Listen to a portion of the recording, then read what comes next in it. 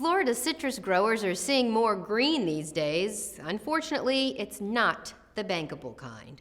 Citrus greening is the common name of a disease known as Huanglongbing, and it is wreaking havoc on the citrus industry. The disease is transmitted by an insect, so the bacterium that causes the disease moves from tree to tree by insects feeding and moving it from an infected to a healthy tree.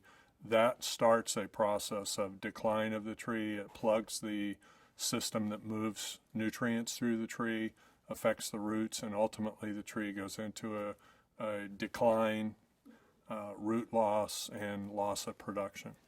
The pathogen causing this disease was introduced by a foreign invader, an invasive species of insect called the Asian citrus psyllid. In recent years, growers have been fighting these bugs with new control product technologies, and they are helping to keep the insects at bay. But now there is pressure to take these helpful products off the market, which is putting a squeeze on the state's citrus growers, the industry that depends on them, and consumers who love orange juice on their breakfast tables. Lindsay Raley is a citrus grower in Lakeland, Florida, who farms 1,200 acres of citrus, primarily oranges. His family has been successfully farming since the 1920s, but the threat of citrus greening has him seeing red. Citrus greening, or HLB, has had a terrible impact on production in Florida. Over the last 10 years, the production has decreased anywhere from 30 to 50% in my own groves, and even more across the state. To counter the insect threat, Lindsay relies on treating young trees with a newer class of insecticide products created to protect trees from the inside out.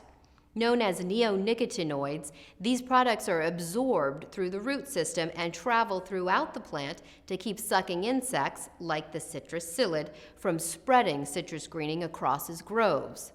Well, when a new tree is put into the field, to be productive long term, it's got to stay free of the disease at least through its first 5 or 6 years of life, when it's growing and putting on the kind of size that then can support a crop. And so the neonicotinoids prevent infection transmission during that time, and without them you would start to see infection coming in almost immediately once the tree is planted. There is, however, controversy around the use of neonicotinoids in production agriculture due to broad concerns about honeybee health. However, most scientists and bee experts agree that multiple factors are challenging the health of honeybee colonies, including parasites, diseases, inadequate nutrition, weather, and hive management practices.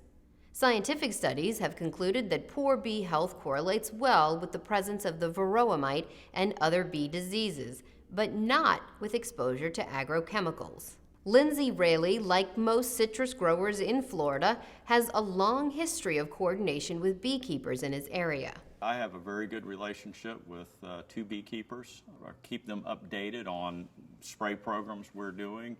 A lot of labels of a lot of pesticides don't allow the spraying while bees are present or during the bloom period, so we don't use those during that time period. My beekeepers seem to be thriving. I have a great relationship with them. Yet the pressure to remove neonicotinoids from the market continues, and the loss of these important production products has the citrus industry worried. Right now, we would be in a tremendous amount of trouble. The industry would be devastated. I don't think we could grow young trees to produce mature trees and grow citrus. It's the main tool that we have to grow these young trees. Losing such a valuable tool in the grower's arsenal would have a great impact not only on Lindsay's farm, but on an entire community. If we couldn't grow those young trees up to a mature tree, it would have a really negative impact on our operations, which I think just trickles down through the whole industry. The processing plants, the citrus packing houses, direct employees in the groves, harvesters, their families of those industries. So it would be devastating to Florida as a whole. Florida citrus growers have weathered many significant challenges over the years, and they are optimistic about controlling Huanglongbing. Hopefully, with the continued help of neonicotinoids as part of their defensive strategy, Florida's citrus industry will have a brighter future in the Sunshine State. This is why growing matters.